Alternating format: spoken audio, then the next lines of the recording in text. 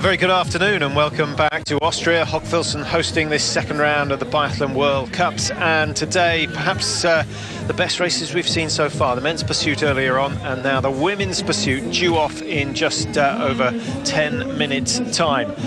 It's a great race, this format, and ever since it's been introduced, I think it's been accepted as one of the most exciting races, Mike. The pressure is just immense, and the pressure on the leaders is so much because they're expected to win, having got a head start after their good performance in the sprint. And as we saw earlier, the men's race, so much can happen right the way through to the last stand shoot when the pressure is at its greatest physically and mentally. Well, last year we had 2 World Cup rounds here in Hochfilzen. The first of those on December the 10th. Well, there were no surprises in the leaders, but it was Daria Domracheva who started what turned out to be a brilliant season for her. A great win, taking 2 huge scalps. Involved in the sprint with Zaitseva on her right from Russia and Magdalena Neuner, who was the golden girl of biathlon at that stage, well beaten into 3rd position. A great race from Daria Domracheva. She shot 18 out of 20. Zaitseva went from 3rd to 2nd, and Neuner, who started in yellow as you saw, 2 misses on the very last shoot, forcing her out of contention for the win. But Domracheva proving there, Mike, that not only is she a brilliant distance skier, she's a very, very competent tactician and sprinter. Yeah, certainly, and last year it came together more, the confidence. Well, she had 6 wins, 5 second and 6 third positions. Her shooting, her overall game improved so much last season. She's carried that into this year. Well, she races again today, and she will be starting with bib number 1. So there you see the podium finishers from the first of those pursuits. Well, the second was on December the 17th. Zaitseva was again involved. Domracheva wasn't far off the pace either. And this is why Domracheva is the favourite to take the overall World Cup this year. That beautifully fluent style of skiing looks even better this year. But on the second pursuit, it was Olga Zaitseva that came through. Powerful skiing, never gave the other 2 an opportunity.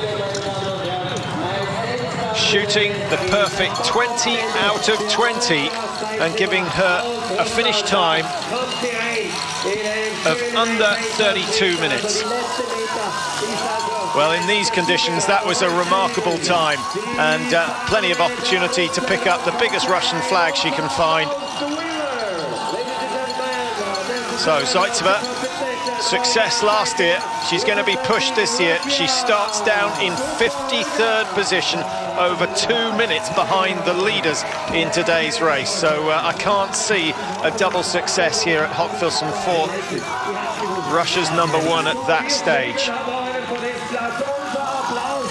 So 2 pursuit races in last season here in Hochfilzen, 2 different winners. Who is going to claim the honours this time round? Domracheva, Mäkräinen, Berger, Sullemdahl, all with a very good chance.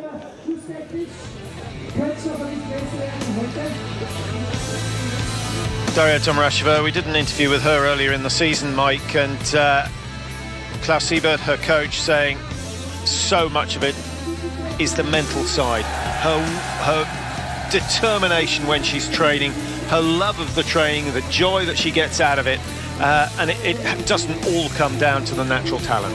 It doesn't. You have to shape the mind to make sure that you have your discipline, especially coming into the range under this greatest of pressure in the pursuit competition.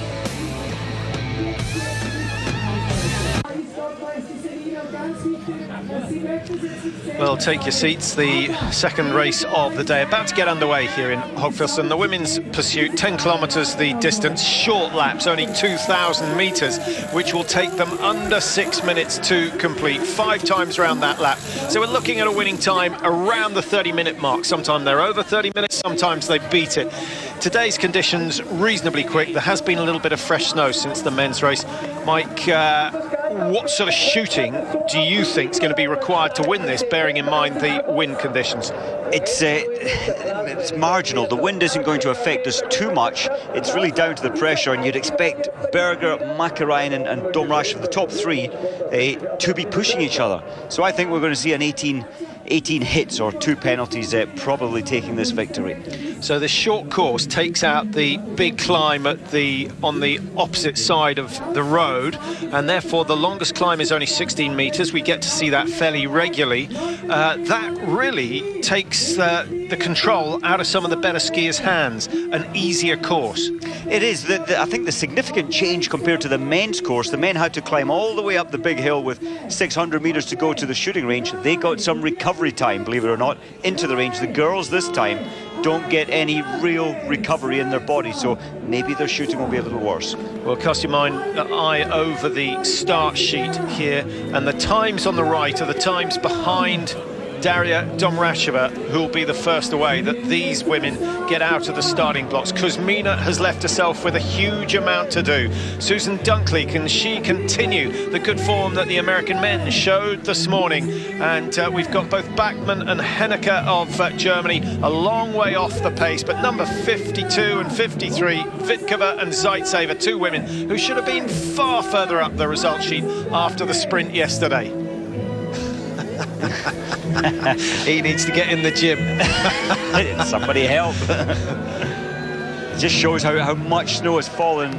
Well, the last 4 days really has landed big time. They had prepared a lot of machine-made snow. Yeah, I don't think the avalanche risk on that roof's too high, but there's been plenty of snow. Val d'Isère, if you were watching with Matt Chilton in Val d'Isère, certainly a lot of snow in that part of the world, and the same has happened here over the last 5 days or so, as always seems to be the case. They strike it lucky with the snow in Hochfilzen, and that's why the World Cup keeps on coming back. The wind, as you can see, blowing from right to left with that wide shot, and that means that the range is fairly well protected by the hill just behind the range, and so easier shooting conditions than we had yesterday. Well, the German fans are here in large numbers once again. I guess most of them will be cheering for Henkel, Mike, who's the veteran in the German team. Miriam Gössner's got herself in quite a good position, starting 9th, only 44 seconds off the leaders. She's going to be very interesting today as Gössner. She had the second fastest skier to Mäkirainen just gone out of picture, but they were close. So Gössner, I think, will be setting the fastest pace today. And if she can hold herself on the range, and today she's got less to lose, the pressure's off. There she is, Gössner, starting 9th, 44 seconds behind. I think she's got a good chance of getting her first podium for quite some time today. So the countdown has started. Now in the men's race, 2 of the top 5 finishers, we won't tell you who they are, but started outside the top 10 in the pursuit. I can't see that happening in the women's. It looks as though the top 5, Domracheva, Mäkirainen, Berger, Sullemdahl and Palka, have built themselves enough of a lead to really take control of this one. I can't see a winner coming from outside the top 5. I think the only factor there is if they push themselves so hard on the track, and I think they will, then it allows for mistakes on the range, and possibly the likes of Doran coming through for France.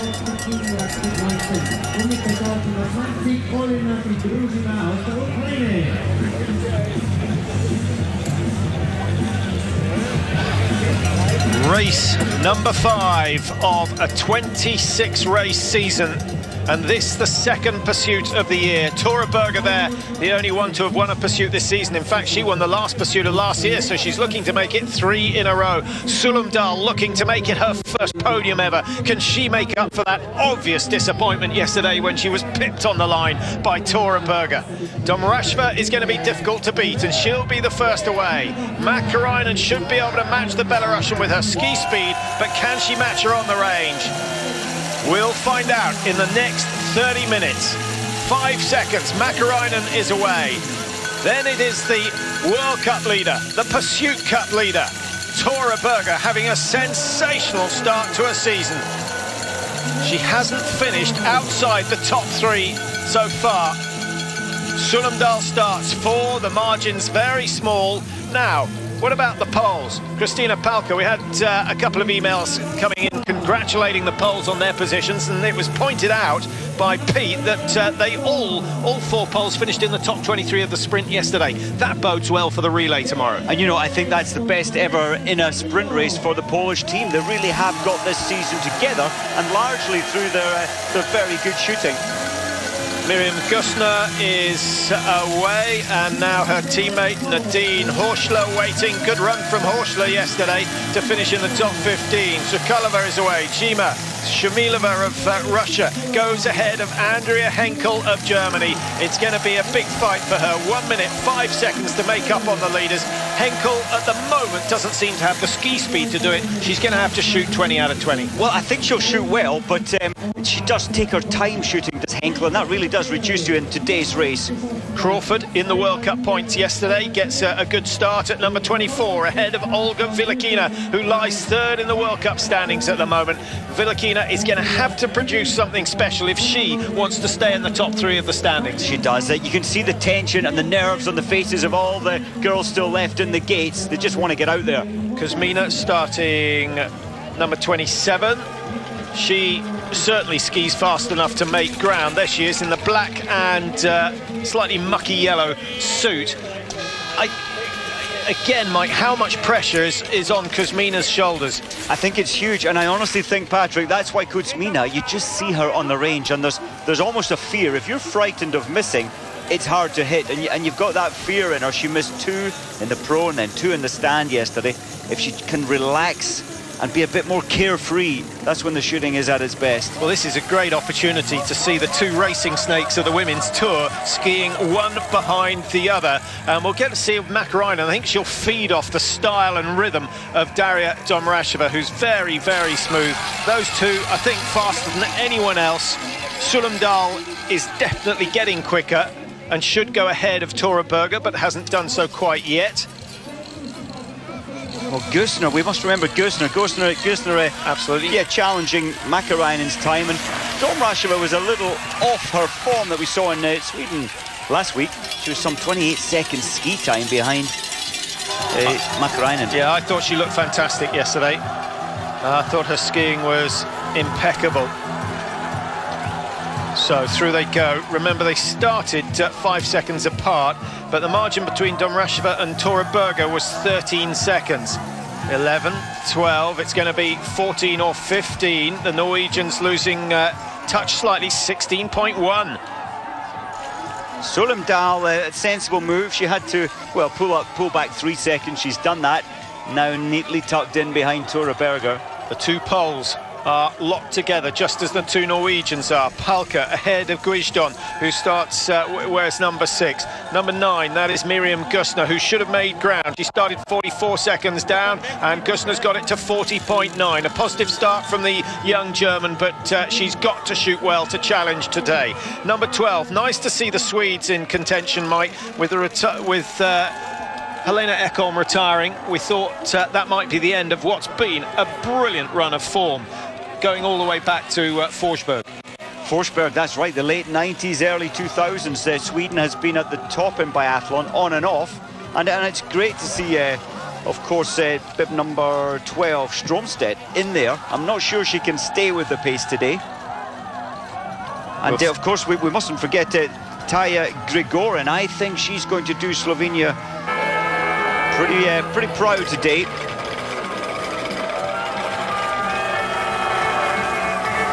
Still looking nice and relaxed as they come up towards the range for the first time. And they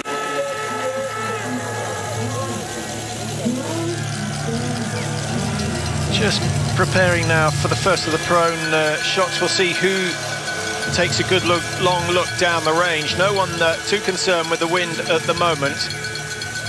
The snow won't be a problem unless it gets much, much heavier. In fact, if it